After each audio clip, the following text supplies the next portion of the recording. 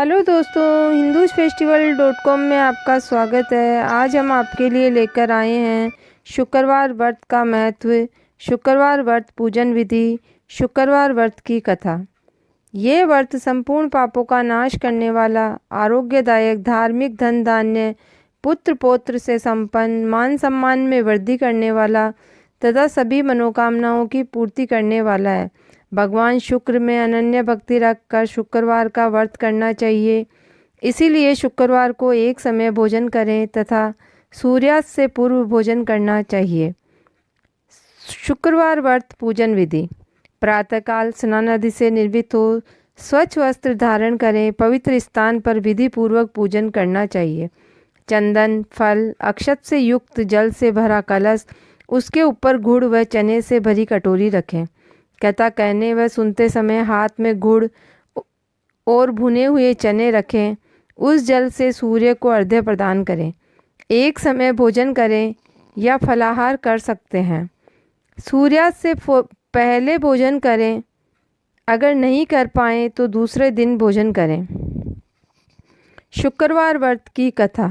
एक समय की बात है कि एक नगर में कायस्थ ब्राह्मण और वैश्य जाति के तीनों लड़कों में परस्पर गहरी मित्रता थी। उन तीनों का विवाह हो गया। ब्राह्मण और कायस्थ के लड़के का गोना भी हो गया था, परंतु वैश्य के लड़के का गोना नहीं हुआ था।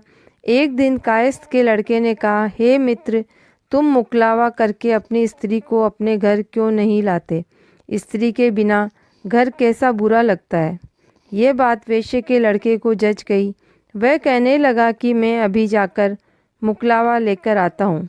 ब्राह्मण के लड़के ने कहा, अभी मत जाओ, क्योंकि अभी शुक्र अस्त हो रहा है।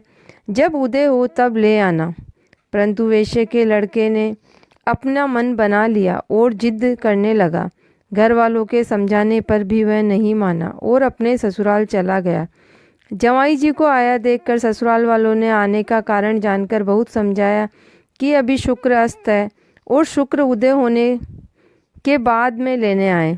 जवाई जी नहीं माने और घर वालों के नहीं चाहते हुए भी अपनी लड़की को विदा करना पड़ा। वैश्य पुत्र पत्नी को रथ में बैठाकर अपने घर की ओर चल पड़ा। थोड़ी दूर जाने पर मार्ग में उसके रथ का पहिया टूटकर गिर गया और बैल का पैर टूट गया। उसकी पत्नी पड़ी और घायल हो गई। जब आगे चले तो रास्ते में डाकू मिले।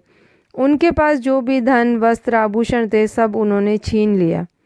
इस प्रकार अनेक कष्टों का सामना कर जब पति पत्नी अपने घर पहुँचे तो आते ही वैश्य के लड़के को सर्प ने काट लिया। वह मूर्छित होकर गिर पड़ा। तब उसकी पत्नी अत्यंत विलाप करने लगी, रोने लगी। वैश्य ने अपने पुत्र को बड़े बड़े वेदों को दिखाया। वेदों ने कहा, 3 दिन पश्चात इसकी मृत्यु निश्चित है। जब उसने ब्राह्मण मित्र को सारी बात पता लगी तो उसने कहा, सनातन धर्म की प्रथा है, जिस समय शुक्र अस्त हो तब कोई अपनी पत्नी को घर नहीं लाता, परंतु यह शुक्र के अस्त में अपनी पत्नी को विदा कराकर ले आया है। इस कारण सारे विघ्न उत्पन्न हुए हैं। यदि ये दोनों ससुराल वापस चले जाएं और शुक्र के उदय होने पर वापस आएँ तो निश्चय ही विघ्न टल सकता है। सेठ ने अपने पुत्र और उसकी पत्नी को शीघ्र ही उसके अपने ससुराल वापस पहुंचा दिया। वहां पहुंचते ही वैश्य के पुत्र की मूर्छा दूर हो गई और साधारण उपचार से ही सर्प विष से मुक्त हो गया। अपने दामाद को स्वस्थ देखकर ससुराल वाले अत्यंत प्रसन्न हुए। वैश्य पुत्र अपने ससुराल में ही स्वास्थ्य लाभ करता रहा और शुक्र का उदय हुआ तब हर्षपूर्वक अपने ससुराल वालों ने उसको अपनी पुत्री सहित विदा किया। इसके पश्चात पति पत्नी दोनों घर आकर आनंद से रहने लगे। इस व्रत को करने से जीवन में आने वाली बाधाएं दूर हो जाती है। जय बोलो शुक्रदेव भगवान की जय।